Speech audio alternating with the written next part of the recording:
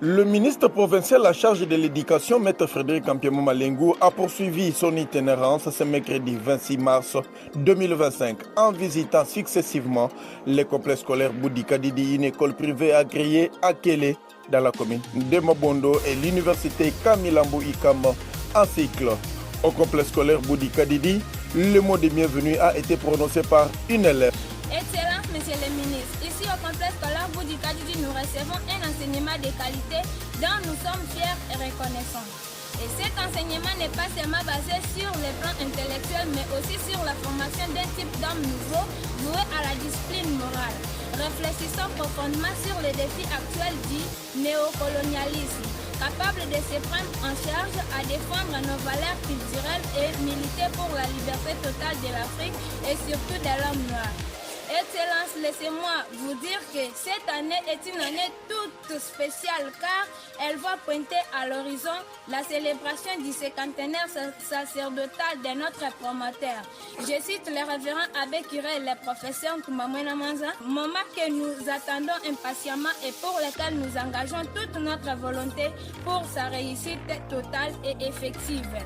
Excellence, Monsieur le ministre, nous tenons à vous présenter notre préoccupation quant à la rationalité de notre salle informatique qui jadis nous servait à mieux pratiquer et sollicitons de votre part en tant que notre père un appui pour sa remise en opération au bénéfice de la jeunesse congolaise que nous sommes. Pour ne pas vous retenir longtemps, Excellence, Monsieur le ministre provincial, le complexe scolaire Boudika Didi vous souhaite la bienvenue et vous prie de passer un bon moment de quiétude et de joie au sein de votre maison, votre famille, le complexe scolaire Boudika Didi. Je dis et je vous remercie. Après avoir apprécié les conditions dans lesquelles étudient les élèves du dit complexe scolaire, Maître Frédéric Ampiemo Malengou a eu une séance de travail avec le personnel enseignant et administratif où il a rappelé les rôles que joue un enseignant dans la société. Quand vous voyez une nouvelle figure, il faut vous ressourcer, il faut connaître sa mission dans votre quartier. Nous devons tous veiller. La sécurité, c'est nous-mêmes. La terre qu'on est en train d'occuper à l'est du Congo, ce n'est pas l'est des États-Unis ni de la France, c'est notre propre sol. Nous devons quand même être souples. Si nous avons nos jeunes, nous devons les encourager à se faire enrôler. Ils doivent passer un moment de formation. Nous avons notre patron, c'est le gouverneur de province, Maître Crispin Mukendi Bukassa. Le chef de l'exécutif provincial a son programme d'action et s'est focalisé sur l'éducation. Nous devons lutter contre la corruption. Et pour qu'une province puisse émerger, nous devons avoir la notion du civisme fiscal, se payer les impôts, taxes et redevances dites au trésor public. Parce que s'il n'y a pas de recettes au niveau de la province, nous n'allons pas faire émerger notre province. C'était un motif de satisfaction pour le préfet du dit complexe scolaire, M. Kamouina Moutupamba.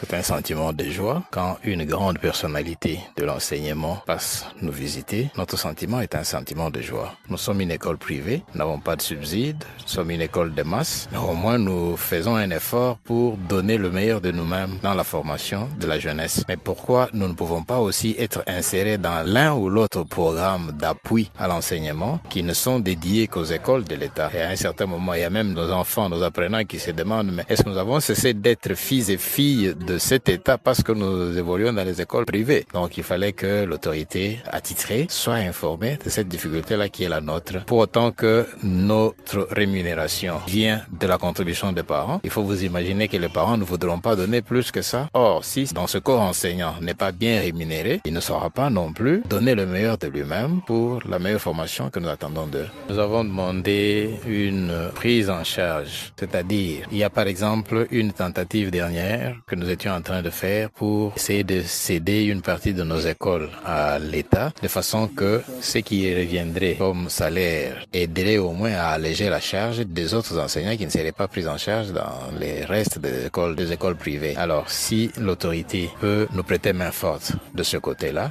ça nous ferait plaisir et là, ça nous donnerait le courage de continuer à bien encadrer la jeunesse. Signalons que le ministre provincial Maître Frédéric Kampiamo Malengu a bouclé son itinérance par des visites guidées dans les différents locaux de ses complexes scolaires, voire même à l'université ICAM.